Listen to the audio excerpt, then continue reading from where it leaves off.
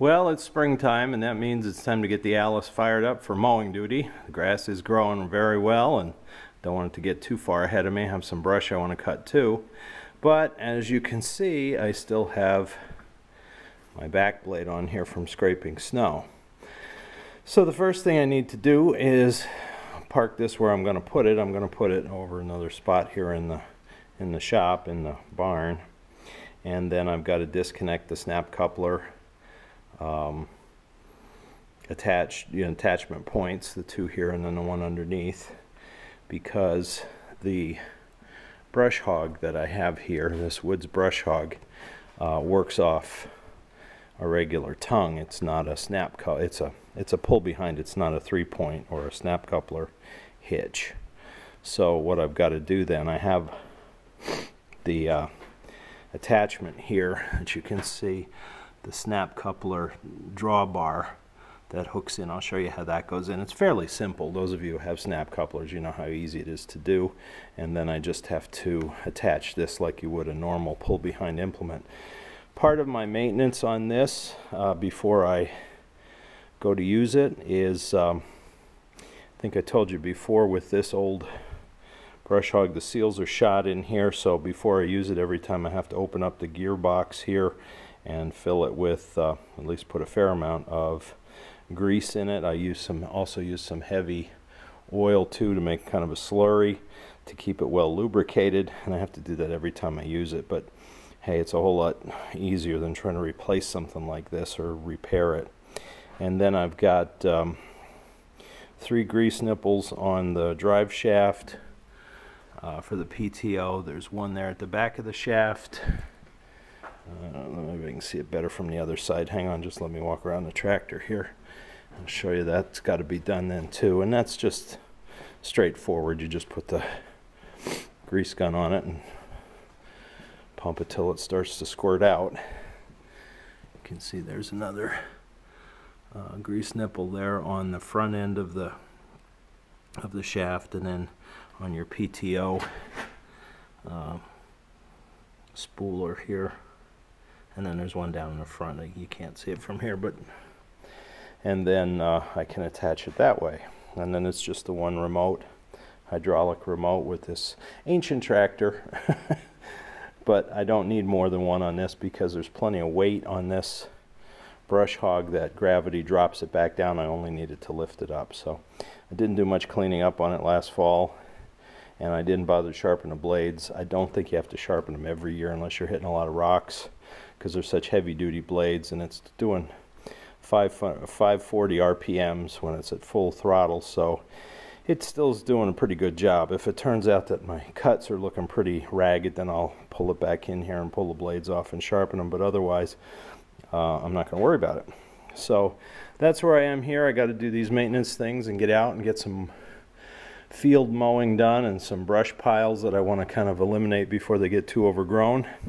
And so it's time to get the old girl back to work. She's had a nap now since, what was it, February, the last snow we had. So it's time to get her fired back up, and we'll come back to you. Okay, I wanted to show you how you put the tongue on, the snap coupler tongue, so that it becomes like a standard drawbar on this. Again, it's very simple. I don't know if I can do this one-handed. I may have to kind of set the camera somewhere while I'm trying to do it. So I'll apologize in advance if it isn't really that clear. All I'm going to do is take that tip, stick it in that bell there, and then the little hook in there will catch it. So that edge will be connected, the front end. Then if you look here on the drawbar, you can see there's 2 prongs on the front. They're going to slide over these bolts that stick out here. Okay? Once they're in, then on the inside you can see there's a bracket with a hole all the way through it to the outside bracket. They're going to fit in between, or they're going to fit around the outside of these holes here. And then I'm going to fasten them with these pins, with the cotter pin, the heavy cotter pin to hold them in place. Once those connections are made, basically 1, 2, and then 3 and 4, or 5 if you want to count each of those prongs as 1.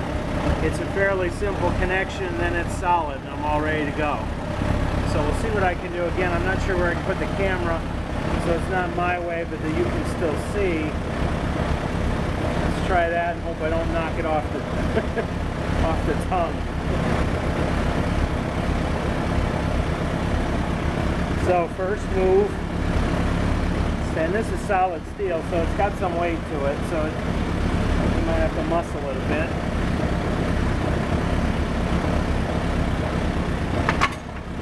Okay, that's caught. Now I bring this up like this. Oh, a little off balance there because I'm trying not to hit the camera.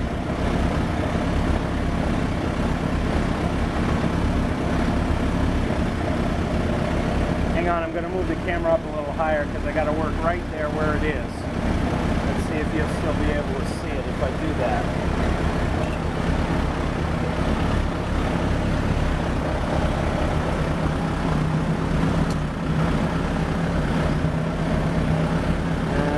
Maybe not. Let me see here. See if I can put the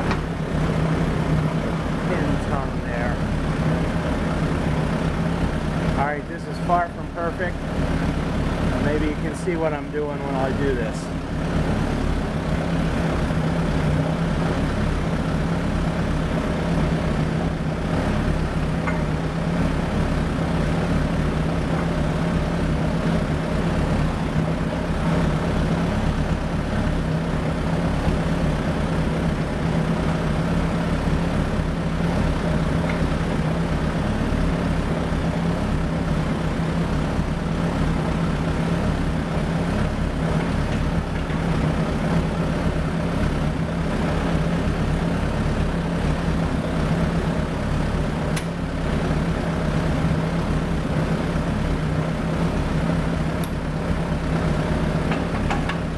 And that's it. We are connected and ready to go. It's a nice system. This is a technology before they had the 3-point hitch standardized like we have today in tractors. As you can see, I'm all ready to go, and won't be tough for me to just drop the pin in, hook up my PTO and my remote, and then I'll be all ready to go with the brush hog. I already greased it. I got the one grease nipple done here. I've got 2 more to do because the angle was bad. I had to shift things around. I couldn't, the way the tractor was sitting. So yeah, that's the way it fits together. Not a problem. If you've never done one before, that's how easy it is. I don't know if you have the D series and you don't have one of these standard drawbar connectors, snap coupler drawbars. I think they're still available, that you can get them if you have some pull behind equipment. So at any rate, I'll come back to you when we're all ready to go. Well, here we go. Another season of mowing with the brush hog. Just mowing the meadow here. You can see from our mirror how it's operating. Feels nice and smooth and quiet, but it's cutting. Grass isn't real high on this end. The other end it is, so we'll just make our passes. You can see we got a couple cuts through.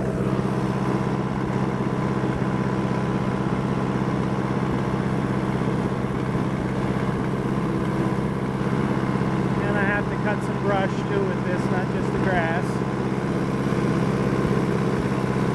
The tractor's working fine. Started up for me, no trouble. I charged the battery. Got to do an oil change on it though.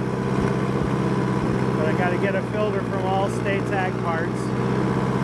They just don't sell these filters in the Tractor Supply or the auto parts stores.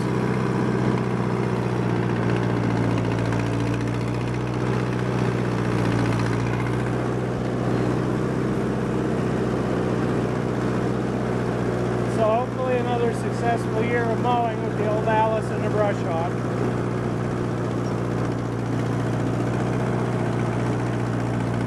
Alright, I'll come back to you. Okay, we're going to take out this multi-flora rose now. I'm just going to back right over it and turn on the PTO and let it chop it up. Hang on.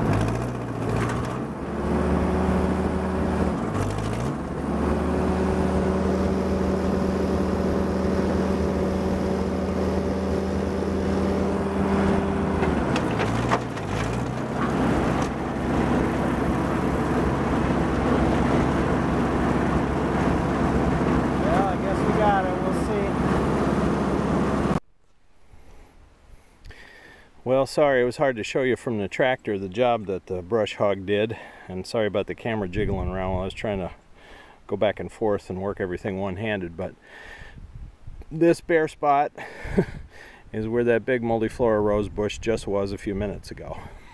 So you can see the kind of job the brush hog did on it, just completely obliterated, which is what I want. So hopefully I can reclaim this now in grass and just mow it with the regular mower. So thank you for watching this video, and we'll have more with working with the Allis throughout the year, I'm sure. Please subscribe and like our channel. This Country Living on a Shoestring.